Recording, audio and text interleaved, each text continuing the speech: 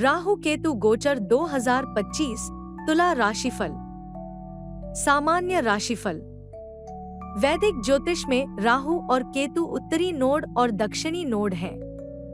राहु इच्छाओं और सभी भौतिक सुख सुविधाओं के विस्तार का प्रतीक है, जबकि केतु आध्यात्मिकता और दैवीय संपर्क के लिए जाना जाता है।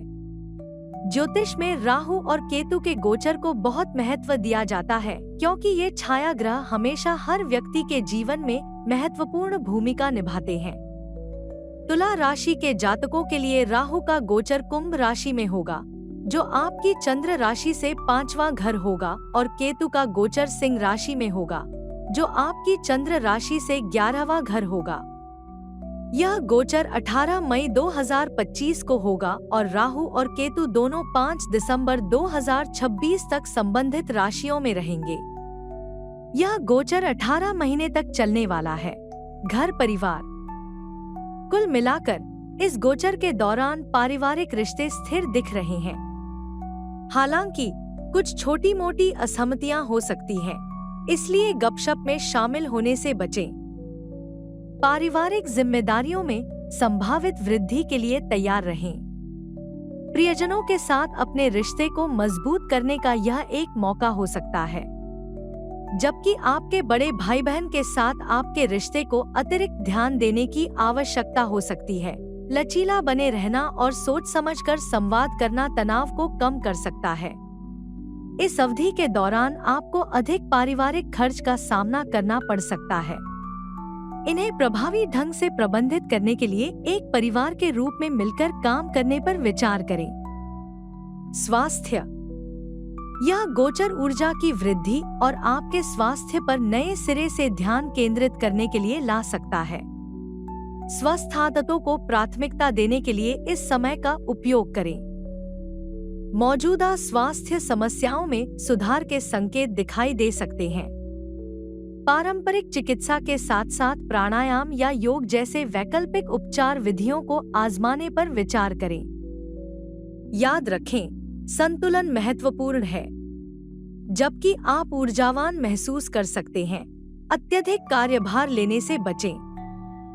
पर्याप्त आराम और विश्राम को प्राथमिकता दें।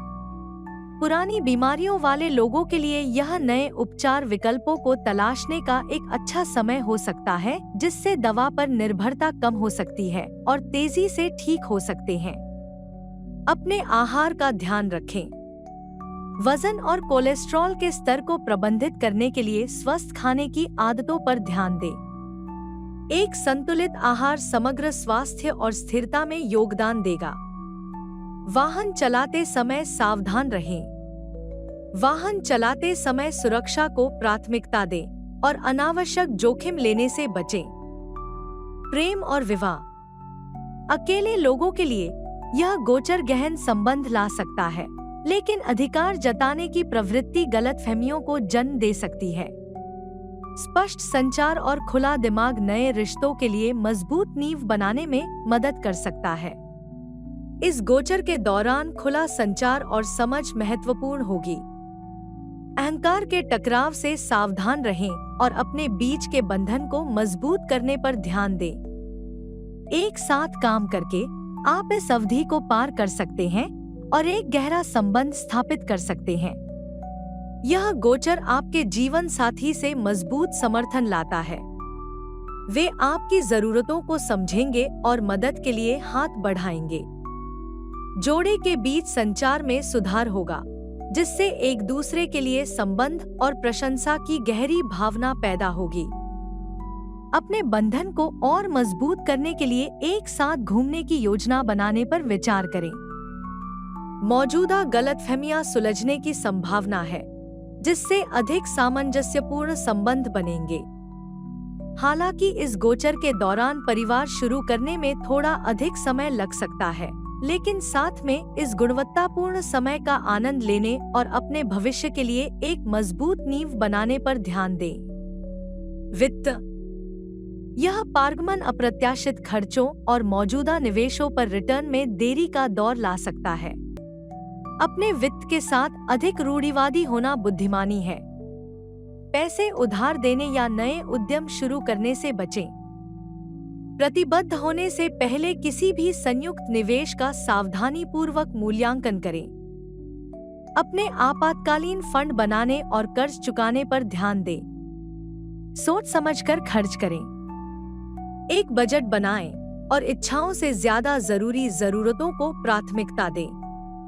इससे आपको संभावित वित्तीय बाधाओं से निपटने में मदद मिलेगी। 11वें घर में केतु का प्रभाव वित्तीय लक्ष्यों को प्राप्त करने में संभावित बाधाओं का संकेत देता है। वित्तीय निर्णयों से सावधान रहें और जरूरत पड़ने पर पेशेवर सलाह लें। इस अवधि को अपनी वित्तीय नींव को मजबूत करने का समय मानें। अपने निवेशों की समीक्षा करें। अपनी आय बढ़ाने के तरीके खोजें और आवेगपूर्ण खरीदारी से बचें। करियर। तुला राशि के जातकों के लिए यह राहु केतु पारगमन आपके पेशेवर जीवन में कुछ समायोजन ला सकता है। इसमें नए दृष्टिकोण खोजने के लिए सहकर्मियों के साथ चर्चा शामिल हो सकती है, जो संभावित रूप से बेहतर परिणामों की ओर ले जाएगी। जबकि लक्ष्यों को कुछ परिशोधन की आवश्यकता हो सकती है। यह आपके कौशल और अनुकूलन क्षमता को दिखाने का एक मौका है। यह नई चीजें सीखने और अपने कौशल सेट का विस्तार करने का मौका है।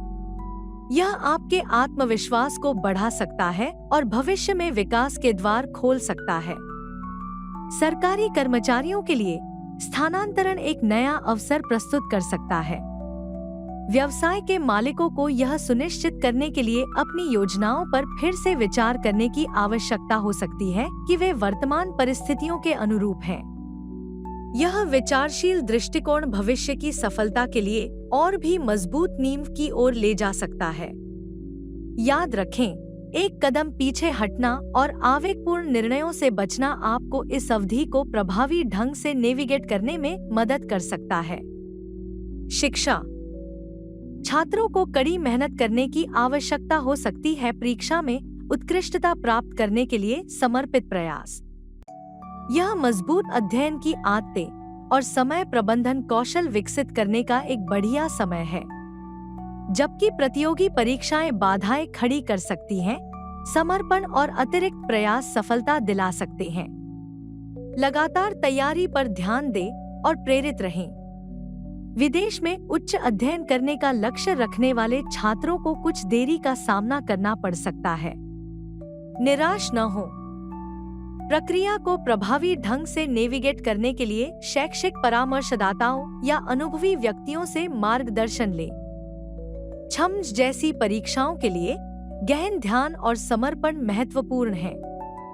अवधारणाओं को मजबूत करने और विभिन्न दृष्टिकोण प्राप्त करने के लिए समूह अध्ययन सत्र जैसे संसाधनों का उपयोग करें। इस अवधि के दौरान माता-पिता का समर्थन महत्वपूर्ण है। तुला राशि के लिए घरेलू उपाय। प्रतिदिन भगवान गणेश केतु के देवता हैं, और दुर्गा, राहु के देवता की पूजा करें और उनका आशीर्वाद लें। मंगलवार और शुक्रवार को दुर्गा चालीसा मंत्र और प्रतिदिन गणेश पंचरत्नम मंत्र का जाप करें या सुनें।